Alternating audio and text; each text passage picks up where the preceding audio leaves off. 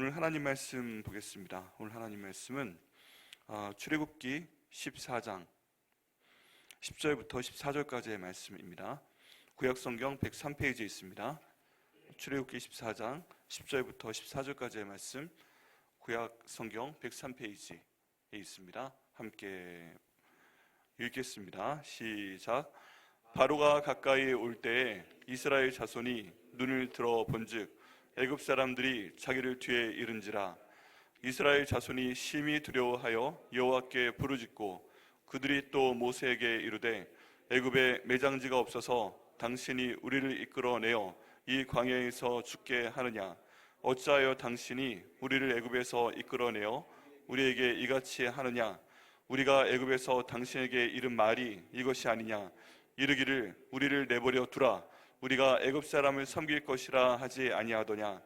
애굽 사람을 섬기는 것이 광야에서 죽는 것보다 낫겠노라. 모세가 백성에게 이르되 너희는 두려워하지 말고 가만히 서서 여호와께서 오늘 너희를 위하여 행하시는 구원을 보라. 너희가 오늘 본 애굽 사람을 영원히 다시 보지 아니하리라. 여호와께서 너희를 위하여 싸우시리니 너희는 가만히 있을지니라. 아멘. 말씀 위에서 기도하겠습니다. 하나님 아버지, 오늘 이 말씀을 저에게 주심을 감사합니다. 성령 하나님께서 이 말씀 저희 마음에 새겨주시옵소서. 이 말씀 기억나게 하시고 이 말씀 순종케 하여 주시옵소서. 말씀을 의지하며 이 말씀이 굳게 서서 따라갈 때 주님, 저희가 믿음 위에서 말씀 위에서 굳게 설 수 있도록 인도하시고 저희가 지금 지나가고 있는 모든 고난을 저희가 주님의 은혜 가운데 잘 통과할 수 있도록 도와주시옵소서. 응답하여 주심을 감사하고 예수님의 이름으로 기도드립니다. 아멘. 여러분, 저희가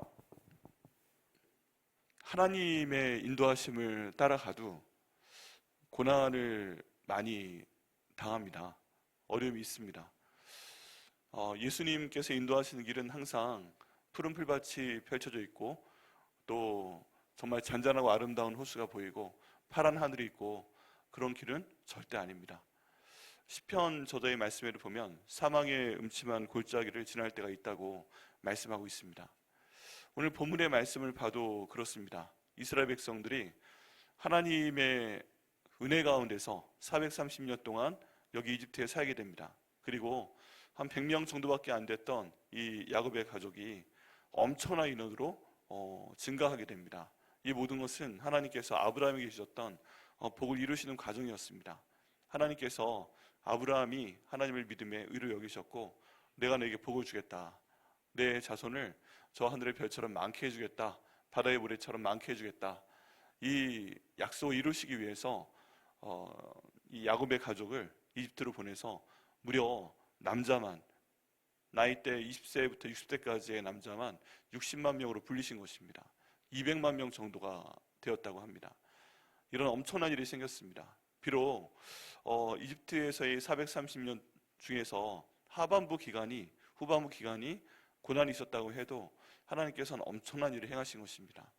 또 하나님께서 바로왕을 통해서 요셉의 가족에게 주신 람색과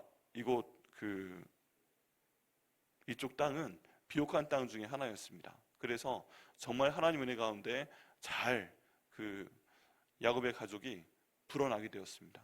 그리고 이제 하나님의 뜻에 따라 나올 때가 되었습니다. 그래서 하나님께서 모세를 보내셔서 10가지 재앙을 이집트 땅에 보내시고 또 이스라엘 백성들을 탈출시키는 가운데 있습니다. 이 모든 것을 경험하고 있는 이스라엘 백성들은 저희 보기에 참 행복한 사람들입니다. 하나님께서 이집트 땅에 보내주신 그 10가지 재앙을 이 사람들은 체험을 했네. 물론 이스라엘 사람들이 머물렀던 그 땅에는 그 모든 게 잘 안 나타났지만 어쨌든 말도 안 되는 기적들이 벌어지면서 하나님이 인도하시는 것을 지금 경험을 하고 있는 중입니다. 그런데 이제 마지막 10번째 재앙이 끝나고 나오게 되었습니다. 모세의 명에 따라서 6월절 어린 양을 먹고 그 다음에 나가라 하니까 이제 나오게 됐어요. 이 모든 상황이 하나님께서 엄청난 은혜 가운데 지금 기적 중에 기적을 일으키고 있는 그런 상황입니다. 그런데 어려워요. 고난이 있어요. 지금 이 사람들은 430년 동안 살았던 땅을 떠나야 돼요. 그것도 하룻밤 사이에 떠나야 되는 거예요. 믿음이 있는 사람들 같은 경우에도 안정된 것을 좋아합니다. 갑자기 뭔가 급격한 변화가 있는 것을 별로 좋아하지 않습니다. 근데 하나님께서 어떤 일을 베푸실 때는 급격한 변화가 있을 때가 있습니다. 바로는 본문에 나와 있는 상황이 그런 상황이에요. 엄청난 변화입니다. 기적입니다. 이제 더 이상 노예로 있는 것이 아니라 하나님께서 약속하신 가나안 땅으로 가야 되는 것입니다. 그를 위해서 40년 동안 살아왔던, 사람을 쳐 죽이고 도망갔던 예전 왕자로 돌아왔습니다. 그리고 그런 상황에서 하나님이 정말 일을 하고 계십니다. 그러면서 나왔습니다. 그런데 이제 모든 상황이 너무 급박하게 돌아갑니다. 여러분, 저희 살 때도 그런, 저희 삶 가운데도 이런 상황이 당연히 있습니다. 하나님이 인도하십니다. 하나님께서 저희에게 분명한 길을 보이시고 어떤 상황에서 빠져나오게 하시는 그런 경우가 있습니다. 급박합니다. 갑자기 움직여야 됩니다. 밤에 잠을 못 잡니다. 재정도 막 출렁출렁합니다. 주변 사람들은 동요합니다. 몸도 아픕니다. 너무 긴장이 됩니다. 이런 상황이 맞는 건지 잘 모르겠습니다. 근데 이런 상황일수록 우리는 우리 것을 포기해야 될 때가 참 많이 있습니다. 갑자기 모든 것을 떠나야 되는 거예요. 기가 막힌 상황입니다. 이런 상황 가운데서 사람들은 하나님을 의지하기보다는 자기 생각이 나옵니다. 그리고 하나님이 인도하시는 것을 보기보다는 자기 불편한 것들을 먼저 얘기하게 됩니다. 이제 나오게 되니까 지금 사람들이 보이는 게 있습니다. 첫 번째 보이는 게 뭐예요? 오늘 10절 말씀을 보니까 바로가 가까이 오고 있습니다. 바로가 지금 왜 가까이 와요? 당연하죠. 자기의 그 장자가 죽었는데 정신 차리고 보니까 이 사람들이 너무 미운 거예요. 이대로 내보내면 안 되겠는 거예요. 근데 성경에 보면 하나님께서 바로의 마음을 강팍하게 하사 바로의 마음을 악하게 하사 이 사람들을 쫓아가게 만들었다라고 말씀하고 계십니다. 왜 그러냐면 이 사람들을 없애버리기 위해서, 이 정도로 끝나면 안 되겠구나 싶으니까 바로와 그 철병거 600승을 가진 그 최정예 부대를 데리고 나오도록 해서 이들을 홍해 바다에 수장시키기 위해서 그 마음을 강팍하게 하였다, 악하게 하였다, 이런 표현이 이 앞에 나와 있습니다. 그리고 쫓아오게 만드는 거예요. 모든 것이 하나님의 계획 가운데 있습니다. 그런데 이 사실을 모르는 이스라엘 백성을 보기엔 두렵습니다. 지금 밤에 나왔죠. 그리고 뒤에선 바로왕의 군대가 지금 쳐들어오고 있죠. 그 600승의 철병거, 요즘으로 하면 탱크인데요, 얼마나 무서운 건지 모릅니다. 이게 지금 요란한 소리를 내면서 뒤에 쫓아가고 있는 것이 보이고, 또 그 철병거의 소리가 귀에 들리죠. 밤은 어둡죠. 주변에선 사람들이 다 꽉꽉 끼어가지고 지금 한 길로 나아가고 있죠. 여러분, 무려 200만 명이나 되는 사람이 한꺼번에 지금 나오고 있는 것입니다. 그 가운데 어린아이부터 노인들까지 다 있고, 지금 아주 평안하게 밝은 햇빛에 지금 사람들이 천천히 이사가고 있는, 노래 부르고 있는 그런 분위기가 아니에요. 지금 하나님께서 기적으로 인도하고 계시는데 뒤에서는 바로의 철병거가 찾아오고 있고, 우리 다 죽을지도 모르는 그런 상황 가운데 있습니다. 이 전에 며칠 동안 기적을 보긴 봤어도 굉장히 큰일 나는 상황이에요. 이런 상황들을 볼 때 이스라엘 사람들이 눈을 들어본 즉 애굽 사람들이 자기 눈에 이른지라. 그래서 한 행동이 있습니다. 이스라엘 자손이 심히 두려워하여 여호와께 부르짖고. 여기 보면요, 이 부르짖고라는 단어가 기도했다는 단어는 또 아니에요. 네, 여기 이 말 그대로 그냥 부르짖었다는 거예요. 도와달라는 거예요. 살려주세요 하는 거예요. 크라이 아웃했다는 그런 표현입니다. 그냥 지금 큰일 났으니까 마음 가운데선 두려움이 올라오죠. 너무 힘들죠. 근데 지금 방법이 없잖아요. 그러니까 여기 한 남자만 60만 명, 전체 200만 명이나 되는 사람이 그 바로의 군대가 가까이 오는 것을 보고 하나님 살려주십시오 하고 부르짖었다는 것입니다. 여러분, 오늘 말씀을 통해서 저희도 이런 종류의 어려움을 가질 때 어떻게 저희가 해야 되는가 하는 것을 배울 수 있습니다. 혹시 이런 상황 가운데 계신 분 계세요? 하나님이 인도하시는 가운데 있는데 변화가 큽니다. 괴롭습니다. 어렵습니다. 그런데 정말 위기는 위기인 거예요. 이러다 죽을지도 모르겠어요.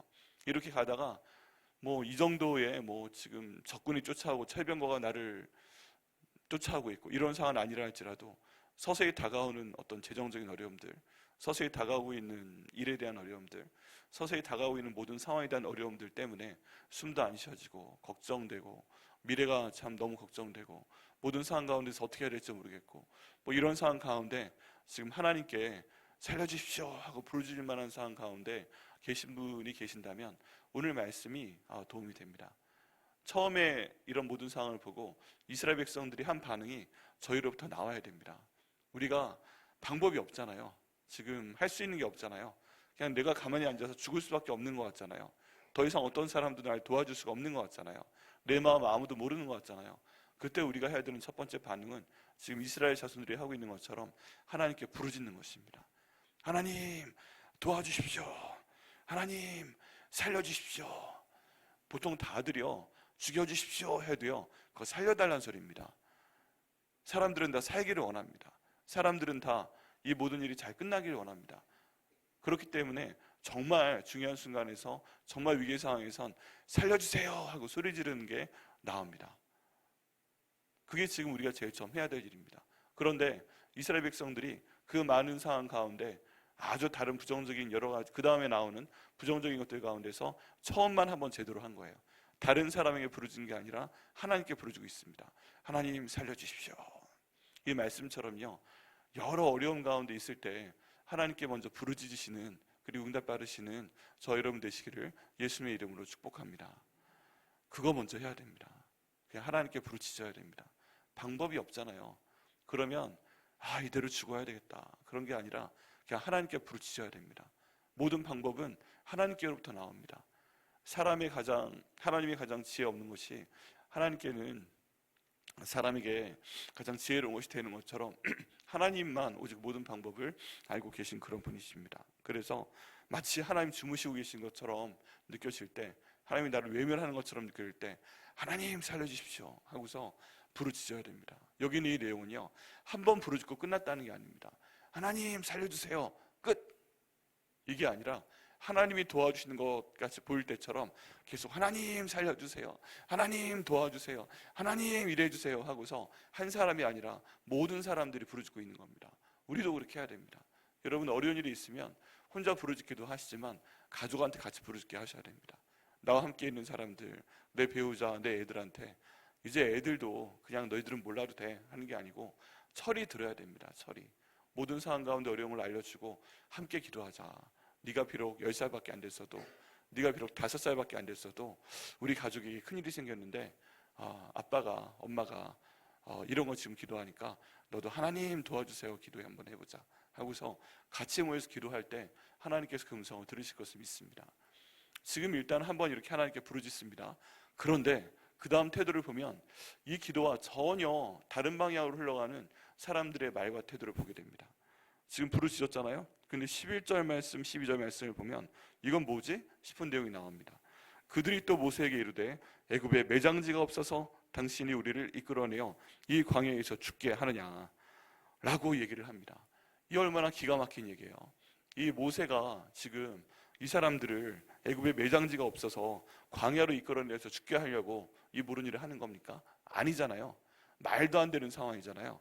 그런데 지금 이 사람들은 워낙 어려운 상황 가운데 있으니까 모세를 비난합니다. 네가 다 이렇게 만든 거 아니야. 지금 이거 어떻게 할 거야. 뒤에 애굽 사람들을 죽이려고 쫓아오잖아. 아니 왜 하나님께 기도해가지고 그 애굽 왕의 장자부터 모든 사람들의 장자를 다 죽였어. 저기 그 큰아들이 잃고 나서 성난 아버지의 군대가 지금 우리를 쫓아오고 있잖아. 이거 어떻게 할 거야. 애굽에 매장지가 없어가지고 우리를 데리고 나왔어 하고서 뭐 200만 명 전무는 아니라도 그중에 100만 명 정도라도 모세한테 지금 갑자기 욕을 퍼붓고 있는 겁니다. 다 너 때문이야 하고 퍼붓고 있습니다. 그리고 하나님의 뜻은 전혀 그런 것이 아니고 여기 있는 모세도 그런 얘기 한 적이 없어요. 애굽에 매장지가 없으니까 데리고 나가겠다 이런 얘기 한 적이 있어요? 없습니다. 비난을 하려고 하니까 갑자기 말을 지어내면서 이런 표현을 하게 됩니다. 기가 막힌 표현입니다. 여러분 한편으로 하나님께 살려주세요 하고 부르짖고 있는데 그 다음에 진행되고 있는 모든 뜻에 대해서 하나님의 뜻을 완전히 모르는 것처럼 지금 모세를 비난하고 있는 걸 볼 수가 있습니다. 사람들은요 지금 하나님의 거대한 역사하심 가운데 있습니다. 하나님의 보호하심 가운데 있습니다. 하나님의 인도하심 가운데 도저히 있을 수 없는 일이 지금 벌어지고 있습니다. 그리고 낮에는 구름 기둥과 밤에는 불기둥이 지금 이 사람들이 비치고 있습니다. 하나님의 불기둥이 이 사람을 비치고 있는 상태에서 낮에 구름 기둥이 이미 시작된 상태에서 사람들이 움직이고 있는데 그 모든 것들이 눈에 들어오지 않고요 자기에게 있는 고난들만 보입니다. 그러면서 하나님이 인도하신다는 것을 알고 있고 그래서 이런 일이 시작되는 걸 알고 있으면서도 엉뚱한 해석을 합니다. 애굽에 매장지가 없어서 우리를 데리고 나왔냐. 여러분 하나님 들으시면 기가 막힐 소리고요 또 모세가 들어도 기가 막힐 소리입니다. 근데 이런 소리를 너무나 당연하게 모든 백성이 지금 하고 있는 것입니다. 어찌하여 당신이 우리를 애굽에서 이끌어내어 우리 이같이 하느냐? 왜 우리를 지금 애굽에서 이끌어내느냐? 우린 노예로 사는 게 좋다. 하나님의 백성은요, 하나님의 백성이기 때문에 노예로 살면 안 되는 것입니다. 애초에 노예로 사는 것이 목적이 아니었습니다. 인원을 불리다 보니까 그렇게 됐고, 그때쯤 돼서 이제 나와야 되니까 평안하고 행복하게 아름답게 살고 있는데 나가자 하면 나가겠어요? 그래서 마지막쯤 순간에 이 사람들을 노예로 만들어 고생시키는 것도 하나님의 뜻 가운데 있었습니다. 12절 말씀에 우리가 애굽에서 당신에게 이른 말이 이것이 아니냐. 지금 모세가 10가지 재앙을 하나님의 인도하심 가운데 수행을 해 나갈 때 이집트에 있는 여기 이스라엘 백성들이 좋은 소리만 했다는 것이 아니다 하는 것을 알게 됩니다. 지금 그 동안에는 모세가 나오고 아론이 나오고 그리고 바로한테 가서 이야기하고, 그런 바로와 신하들만 이들에 대해서 대적하고 반대하고 이렇게 저희가 알고 있었습니다. 그런데 이스라엘 백성들 가운데서도 이 내용에 대해서 다 감사하기만 여긴 게 아니라 불평하고 원망하는 소리가 있었다는 것이 여기 나옵니다.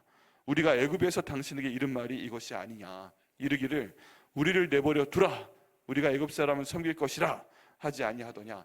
그러니까 모든 사람들이 다 기분 좋게 나온 것이 아니라 왜 우리가 지금 이렇게 여기서 나가야 돼? 얼마나 오랫동안 살았던 데인데 우리를 내버려 두라. 그냥 애굽 사람들 섬길 테니까 좀 내버려 둬. 그냥 내버려 둬요. 지금 이렇게 말이 왔다는 것입니다. 근데 그럼에도 불구하고 하나님께서 그거는 알았어 그러면서 달래가지고 데리고 나오는 그런 하나님의 모습을 볼 수가 있습니다. 애굽 사람을 섬기는 것이 광야에서 죽는 것보다 낫다. 얼마나 살고 싶은지 그냥 광야에서 자유인으로 죽는 것보다 노예로 사는 것이 낫다. 이러면서 모든 망언들을 합니다. 그런데 이렇게 말하는 것이 하나님의 뜻과 어때요? 맞는 방향이에요? 다른 방향이에요? 완전 다른 방향입니다. 완전 반대 방향입니다. 지금 하나님께서는 이 사람들은 모른다 할지라도 아브라함에게 주신 그 약속을 이루기 위해서 이 고난을 주신 것이고 이 과정에서 어려움을 겪고 있는 것입니다. 솔직히 지금 이 과정 가운데서 한 사람도 죽었다는 얘기가 없어요. 출애굽 과정 가운데서 여기 이집트를 빠져나와서 홍해를 건너서 그 다음에 광야의 길로 들어가기까지 하나님이 보호하셨기 때문에 한 사람도 잘못했다는 기록이 없습니다. 그런데 주변에 오는 모든 상황들 때문에 왜 이런 얘기 하는 거예요? 두려워서 이런 얘기를 하는 겁니다. 이 두려움은요, 어떻게 보면은 실제 있는 것 같지만 또 실제 있는 것도 아닙니다. 왜? 하나님이 보호하시니까 그렇습니다. 여러분, 하나님이 인도하시는 가운데 있어도 이렇게 두려워할 만한 상황이 생깁니다. 말이 막 나오는 상황이 생깁니다. 하나님 인도하시는 것 같아도 우리 마음에 들지 않는 상황이 생깁니다. 그때 우리가 해야 될 것은 두려워하지 않는 것이고 이렇게 망언을 하지 않는 것입니다. 이 망언이요, 하나님 말씀하시는 방향과 반대로 갑니다. 하나님은 살리시는 방향으로 가고 있는데 이스라엘 백성들이 지금 광야에서 죽이려고 데리고 나왔어? 이러면 하나님 들으시기 얼마나 열받으시겠어요. 그래서 이런 모든 상황 가운데 제일 조심해야 되는 것이 말입니다. 그 표본이 여기 나와 있습니다. 3마디나 나와 있습니다. 그런데 이런 얘기를 듣고서 13절에 그리고 14절에 모세가 어떻게 반응해야, 이 어려움 가운데서 어떻게 반응해야 제대로 반응하는 것인지, 어떻게 하나님이 이끄시는 이 기적을 제대로 따라갈 수 있는지 명확하게 보여주고 있습니다. 이 2절 말씀 가운데 명령형이 몇 번 나오고요, 굉장히 강한 히브리어 동사 표현이 나오게 됩니다. 모세가 백성에게 이르되 너희는 두려워하지 말고. 자, 이제 방법이 나옵니다. 이런 상황에서 어떻게 하라고 그래요? 너희는 두려워하지 말라. 이런 상황 가운데서도요, 이 모세가 광야에서 훈련이 많이 돼서 흔들리지 않은 건 아니겠지만 그런 상황 가운데 정확하게 지금 문제의 본질을 꿰뚫어냅니다. 그게 뭐예요? 이들이 두려워하고 있다는 것입니다. 두려워하지 말고, 하나님께 받아서 선포하는 말씀이겠지요. 첫 번째, 너희는 두려워하지 말라 라고 말씀하고 있습니다. 두 번째, 가만히 서라 라고 명령하고 있습니다. 가만히 서서. 세 번째, 여호와께서 오늘 너희를 위하여 행하시는 구원을 보라 라고 세 번째 명령을 하고 있습니다. 너희가 오늘 본 애굽 사람을 영원히 다시 보지 아니하리라. 여기에서요, 3번의 명령형 문장이 나옵니다. 3번의 명령 문장이 나오고요, 그 다음 문장에 명령이 한 번 더 나옵니다. 여호와께서 너희를 위하여 싸우시리니 너희는 가만히 있을지어다 하면서 가만히 있어라 하고 4번째 히브리어 명령형 동사가 나오게 됩니다.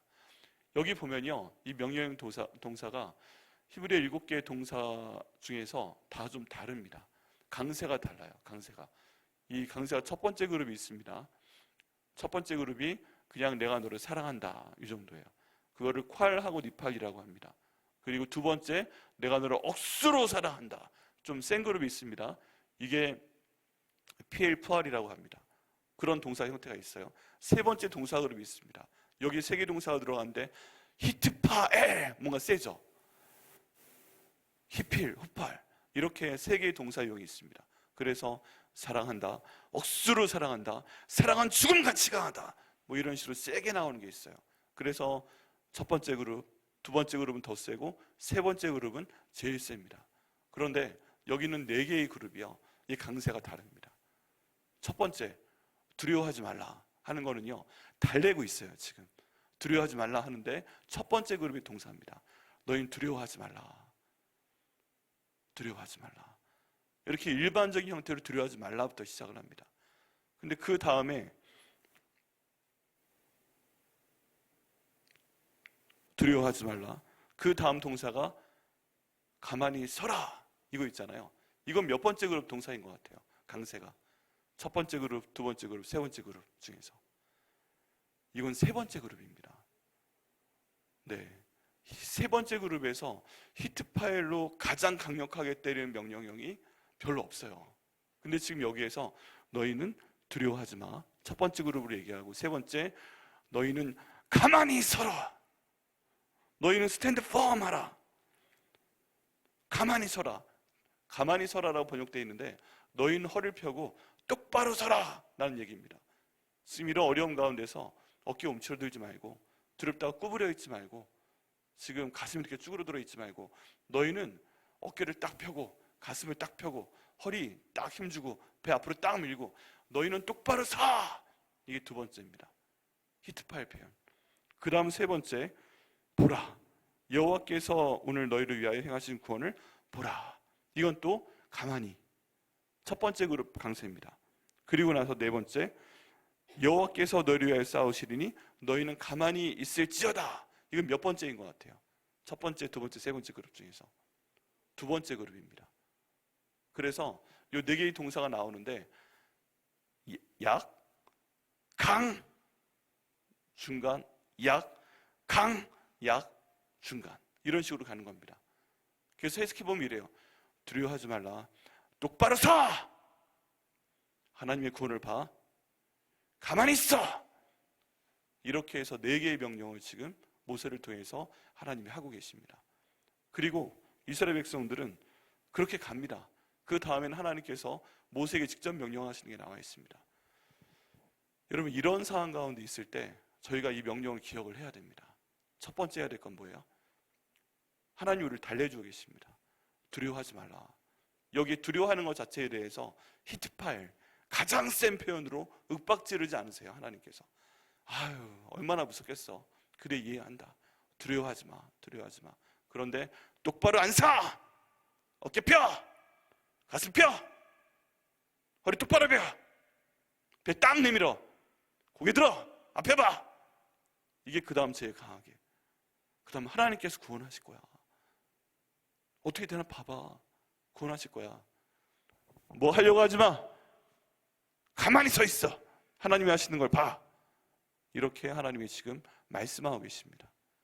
여러분, 저희가 하나님을 믿는다면, 우리가 예수님의 이름으로 기도한다면, 우리가 성경을 읽는다면, 성령께서 저희를 인도하신다면 이 명령을 저희가 듣고 이 말씀 가운데 순종해야 됩니다. 그래야 하나님께서 저희의 길을 이끌어 나가시는 것을 저희가 제대로 경험할 수가 있습니다. 여러분, 두려움 가운데 계십니까? 오늘 말씀에 순종하셔서 두려워하지 않으시기를 예수님의 이름으로 축원합니다. 여러분, 막 너무 힘들어서 막 쭈그러들으십니까? 막 너무 엎드러지시고 그냥 막 어깨가 무너지십니까? 가슴이 쪼그라들으십니까? 그때 오늘 가장 강력한 세 번째 그런 명령처럼 똑바로 서시길 바랍니다. 고난 앞에 똑바로 서시고, 하나님 앞에 똑바로 서시고, 가슴을 펴시고, 어깨 펴시고, 허리 힘 주시고, 배 딱 내미시고, 고개 드시고, 하나님이 하시는 걸 내가 보기 위해서 똑바로 서겠다 하는 마음으로 나아가시길 예수님의 이름으로 축원합니다. 내가 할 수 없다면 주님 할 수 있도록 해주세요. 하나님이 내 아버지신데, 예수님의 이름으로 기도하는데, 성령님이 주관하고 계시는데 이렇게 할 수 있도록 도와주세요. 똑바로 설 수 있도록 해주세요. 기도하시고 응답 받으시는 저 여러분 되시기를 바랍니다. 그 다음에 보시길 바랍니다. 어차피 하나님의 구원은 이루어집니다. 그런데 내가 두려워하면서 쭈그러들면서 그렇게 볼 필요가 없는 거예요. 두려워하지 않으면서 똑바로 서서 그 모든 것들을 똑바로 보시길 바랍니다. 기다리시면 돼요. 내가 원하는 시간이 아니라도 그 시간은 와요. 그러니까 그때 하나님이 하시는 걸 똑바로 보시길 바랍니다. 그 똑바로 왜 보라고 그래요? 그 쫓아오는 애굽의 군대가 다시는 너희 눈에 보이지 않을 것이다 라고 말씀하시기 때문입니다. 하나님 말씀하시면 지금 우리 괴롭히는 어려움들, 우리가 갖고 있는 모든 기도 제목 다 하나님께서 이루어주셔서 우리가 지금 괴로워하고 있는 것들을 다시 보지 않도록 하실 것을 믿어야 됩니다. 그때 하나님께서 하십니다. 그 다음 네 번째, 여호와의 구원을 보라. 너희는 가만히 있을지어다. 우리가 보통 이럴 때 하는 것은요, 스스로 괴로워서 자해하는 경우도 있고 스스로 포기하려고 하는 경우도 있고 부정적인 말과 행동을 하는 경우가 정말 많이 있습니다. 그런데 여기 두 번째 그룹으로 너는 아무 소리도 하지 마라. 정확한 표현은 조용히 해입니다. 불평하지 마. 이 상황에서 딴소리 하지 마. 입 다물어. 그리고 가만히 서 있어. 이렇게 하나님께서 지금 말씀하시는 것입니다. 왜 그래요? 하나님의 구원을 이루시기 위해서 저희가 초치지 않도록 하기 위해서 그런 거예요. 하나님이 지금 불기둥과 구름기둥 통해서 열심히 일하고 계시고 홍해 가를 준비하고 계시고 지금 애굽왕의 군대 맡고 계시고 열심히 일하고 있는데 밑에서 우리를 저기 매장지가 없어가지고 데리고 나오는 거야? 우리가 저기 섬기겠다고 그랬잖아. 이 얘기 듣는데 얼마나 짜증나시겠어요, 하나님이. 그러니까 조용히 해. 이게 네 번째 명령인 거예요. 여러분, 저희도 이런 상황 가운데 있다면 첫 번째 해야 될 것은 두려워하지 않는 것. 두 번째, 허리를 똑바로 펴고 자세히 똑바로 하면서 있는 것. 세 번째, 하나님의 구원을 보는 것. 네 번째, 침묵하며 가만히 있으며 하나님 인도하신 건데 순종하는 것. 이것입니다. 하나님께서 우리의 모든 상황 가운데서, 어려운 상황 가운데서 이렇게 할 수 있는 지혜를 주시고 분별하게 하시고 이 말씀 생각나게 하시고 이대로 할 수 있도록 하셔서 우리가 지금 겪고 있는 모든 고난 가운데서 저희를 인도하시는 것을 저희가 적극적으로 경험할 수 있도록 인도하여 주옵소서. 이렇게 기도하시고 응답 받으시는 저 여러분 되시기를 예수님의 이름으로 축원합니다. 기도하시겠습니다.